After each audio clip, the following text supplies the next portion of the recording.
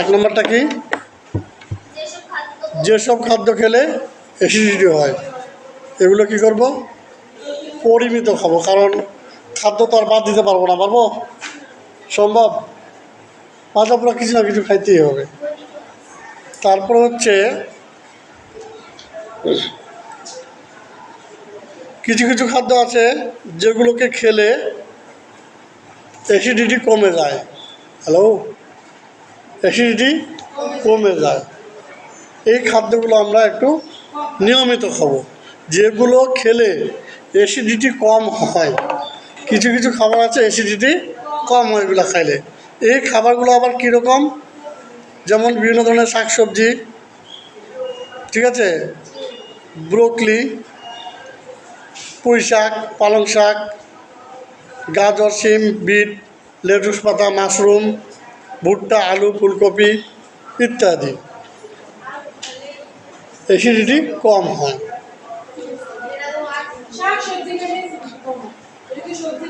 আলু একটা সবজি, ঠিক আছে। আচ্ছা, আর যদি মনে করো আলু খাওয়া কারো অ্যাসিডিটি বাড়ে, সে আলু খাবে না। বুঝে গেছে? তারপর হচ্ছে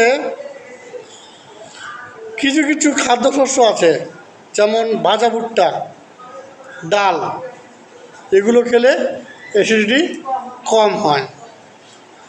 এছাড়া হচ্ছে দুগ্ধজাতীয় খাবারের মধ্যে মাখন, ছাগলের দুধ থেকে তৈরি করা মাখন, সয়া দুধ, তারপর বুঝতেছি বাদাম দুধ, এগুলো খাদ্যধর্মী।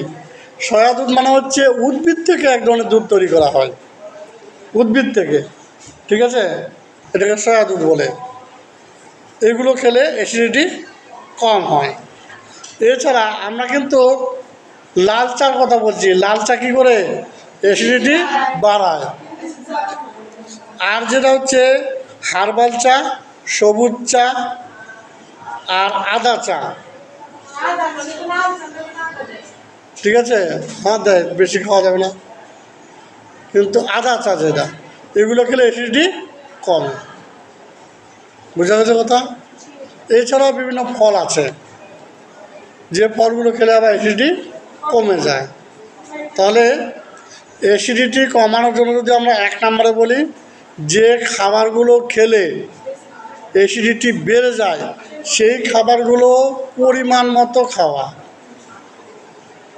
দুই নম্বরটা হচ্ছে যে এমন কিছু খাবার আছে যেগুলো খেলে অ্যাসিডিটি কমে যায়, সেই খাবারগুলো কি কি? পালং শাক, লাল শাক, লেটুস পাতা, পুদিনা পাতা, ব্রোকলি, তারপর হচ্ছে মাশরুম, ফুলকপি, এগুলো খাওয়া।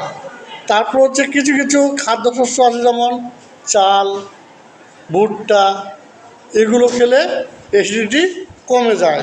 এছাড়া ছাগলের দুধ বা ছাগলের দুধ থেকে মাখন, ঠিক আছে, তারপর হচ্ছে তোমার সয়া দুধ, দুগ্ধজাতীয় মাখন, বাদাম দুধ, এগুলো খেলে অ্যাসিডিটি কমে যায়।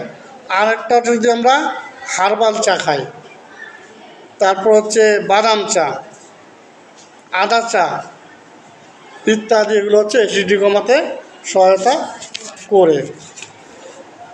তাহলে অ্যাসিড সম্পর্কে আমরা বললাম হচ্ছে অ্যাসিড কি করছি?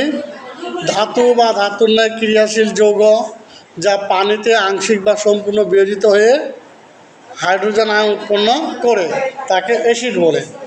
আর কি জানছি? দুর্বল অ্যাসিড, যে অ্যাসিড পানিতে আংশিক বিয়োজিত হয়, যেমন সাইট্রিক অ্যাসিড, বিভিন্ন ফলের অ্যাসিড খাওয়া যায়, এগুলো জৈব অ্যাসিড। আর শক্তিশালী অ্যাসিড কাকে বলে? যে সকল অ্যাসিড পানিতে সম্পূর্ণরূপে দ্রবীভূত হয়ে যায় তাকে বলে শক্তিশালী অ্যাসিড। এগুলো কি কি? Nitric acid, sulphuric acid, hydrochloric acid, তাই না? অ্যাসিডের বৈশিষ্ট্য কি? অ্যাসিডে পানিতে দ্রবীভূত হয়ে হাইড্রোজেন আয়ন উৎপন্ন করে। অ্যাসিড টকসাদ যুক্ত। অ্যাসিড নীল লিটমাসকে লাল করে না লাল লিটমাসকে নীল করে? নীল করে। অ্যাসিড ক্ষয়কারী ধর্ম রয়েছে, ঠিক আছে। অ্যাসিড ক্ষারের সাথে বিক্রিয়া করে লবণ ও পানি উৎপন্ন করে।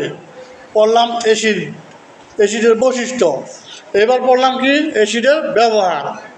ব্যবহারটা কী কাজে ব্যবহার করা হয়? সাবান তৈরিতে, আইপিএসে, ঘর বাড়ি পরিষ্কার করতে, খাবার হিসাবে, ঠিক আছে, বিভিন্ন ফ্যাক্টরিতে, যেমন সালফিউরিক অ্যাসিড যে দেশে যত বেশি সে দেশে উন্নয়ন তত বেশি, এটা বারবার বলছি আমি। এরপরে বললাম পোকামাকড় নষ্ট করতে। এরপরে বললাম হচ্ছে অ্যাসিডিটির কারণ। ভাজা খাবার খেলে, পোড়া খাবার খেলে, বাসি খাবার খেলে, অ্যাসিডযুক্ত যেগুলো খাবার, পানীয়, কোমল পানীয় খেলে, ঠিক আছে, বাসি পেটের চা খেলে, বেশি বেশি টেনশন করলে, বেশি বেশি দুশ্চিন্তা করলে, ঘুম কম হলে, এগুলোতে অ্যাসিডিটি হয় ইত্যাদি করলে। আর অ্যাসিডিটি কীভাবে বন্ধ করা যায়?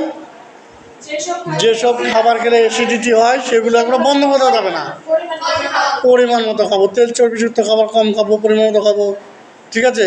তারপরে হচ্ছে তোমার কিছু ফল আছে, কিছু সবজি আছে যেগুলো খেলে অ্যাসিডিটি কমে। সেগুলো কি হতে পারে?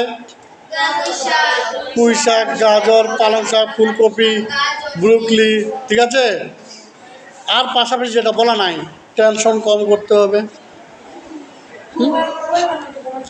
পরিমাণ মতো ঘুমাতে হবে, দুশ্চিন্তা করা যাবে না, হ্যাঁ, ঠিক আছে। তাহলে অ্যাসিডিটি বাড়ে যাবে। তাহলে যদি আমরা এগুলো করি তাহলে অ্যাসিডিটি কী হবে? কমে যাবে।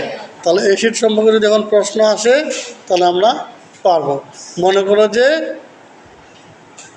সুমি দাওয়াত খেতে গেছে, দাওয়াত খেতে গিয়ে প্রচুর পরিমাণ পোলাও ও মাংস খেয়েছে, কিন্তু ভুলে সে কী খেতে পারে নাই? কোমল পানি বা দই খেতে পারে নাই। বাড়িতে এসে তার বদহজম হয়েছে। এখন সুমি গত দিল, সুমির যে ঘটনাটা ঘটেছে, বা সে ডাক্তারের কাছে গেছে, ডাক্তার তাকে একটি ওষুধ দিল। এখন সুমির যে ঘটনাটা ঘটেছে, এই ঘটনাটি কি কি কারণে ঘটে, কিভাবে প্রতিকার করা যায় ব্যাখ্যা করো। তখন অ্যাসিডিটির কারণ আর অ্যাসিডিটি কী কী খেলে অ্যাসিডিটি কমে যায়। হাইড্রোক্সাইডযুক্ত খাবার, ঠিক আছে না, সোডিয়াম হাইড্রোক্সাইড বা অ্যালুমিনিয়াম হাইড্রোক্সাইড বা ম্যাগনেসিয়াম হাইড্রোক্সাইডযুক্ত। আর হচ্ছে কী কী কারণে হয় সেগুলো বলতে হবে।